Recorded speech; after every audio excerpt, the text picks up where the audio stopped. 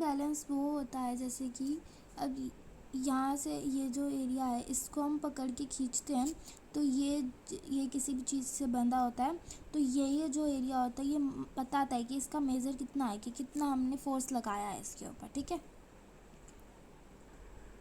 अब जैसे इसमें यहाँ से हमने पकड़ के इसको खींचा हुआ है और यहाँ पे इसको ब्रेक से रस्सी बांध रखी है इससे, तो अब ये हम जितना इस पर फोर्स लगाएंगे फिर वो इसमें यहाँ पे मेज़र में बता देगा कि हमने कितना फोर्स लगाया है।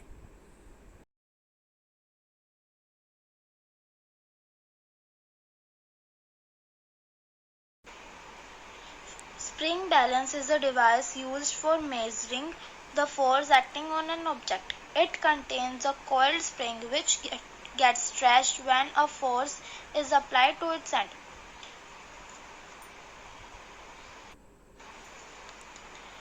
It is measured as the magnitude which is point.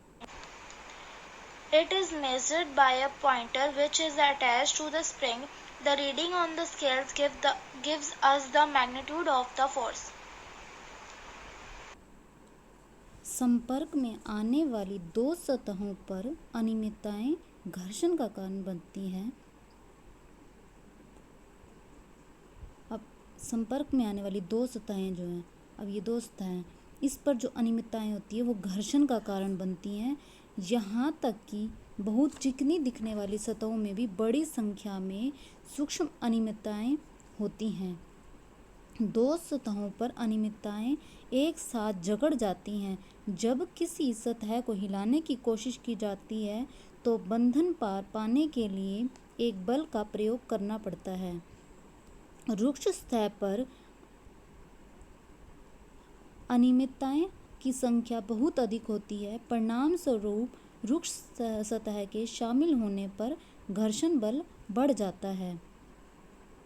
दो सतहों के एक साथ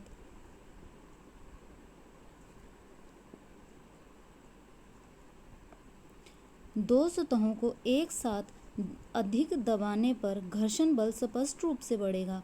इसे चटाई को खींचकर तब महसूस किया जा सकता है जब उस पर कोई नहीं बैठा हो या जब उस पर कोई बैठा हो।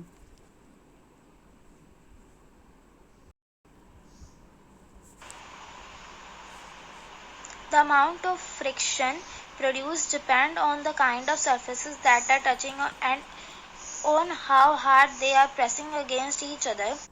बस ठीक है।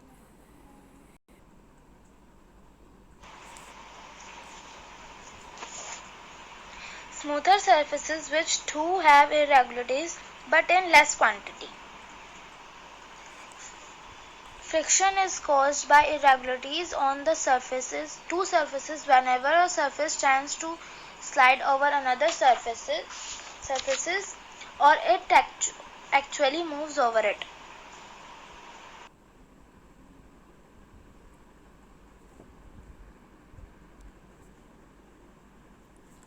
जब कोई वस्तु विराम अवस्था से गति प्रारंभ करती है तो घर्षण पर पार पाने के लिए आवश्यक बल स्थैतिक घर्षण का एक माप है। इसके विपरीत किसी वस्तु को समान गति से गतिमान रखने के लिए आवश्यक बल सर्पी घर्षण की एक माप है।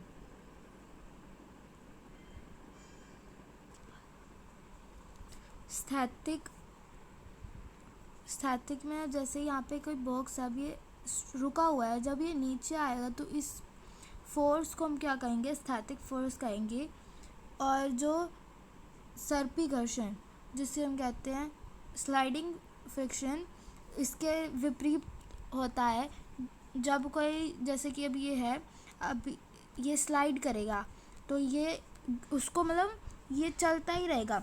ये तो स्टॉप था, ठीक है, स्टॉप से चला लेकिन ये चलता ही रहेगा, ठीक है, तो उसको हम कहते हैं सर्पी घर्षण।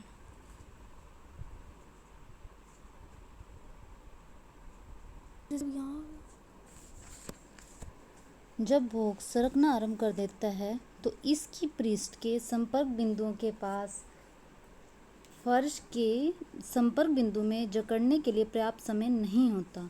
परिणामस्वरूप सर्पी घर्षण स्थैतिक घर्षण से थोड़ा कम होता है और गति आरंभ करने की तुलना में पहले से ही गतिमान बॉक्स को गति कराना कुछ हद तक आसान होता है। अब जैसे ये है, ये एक स्थैतिक है, ये कोई बॉक्स है, ये स्थैतिक है।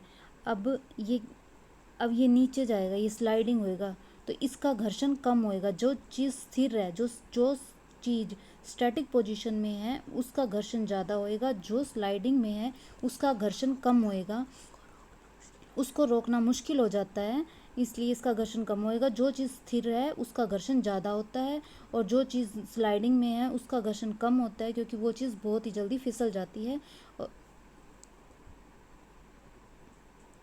घर्षण हानिकारक परंतु अनिवार्य। घर्षण के गुण। कलम और कागज के बीच घर्षण के कारण ही हम कागज पर लिख पाते हैं। अब हमारे पैरों और जमीन के बीच घर्षण बल हमें खड़े होने, चलने और दौड़ने में सक्षम बनाता है।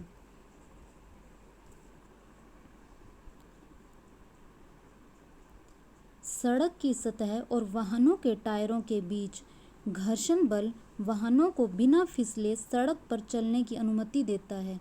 कम घर्षण के कारण गीले कीचड़ भरे रास्ते पर चलना मुश्किल होता है। यदि कोई वस्तु गति आरंभ कर दे तो घर्षण न होने पर भी वह कभी नहीं रुकेगी। यदि कोई वस्तु गति आरंभ कर दे तो घर्षण के न होने पर भी वो कभी नहीं रुकेगी। यदि स्वचालित वाहनों के टायरों और सड़क के बीच कोई घर्षण नहीं होता तो उनकी गति आरंभ नहीं की जाती। जब घर्षण होगा तभी ही गति आरंभ होती है।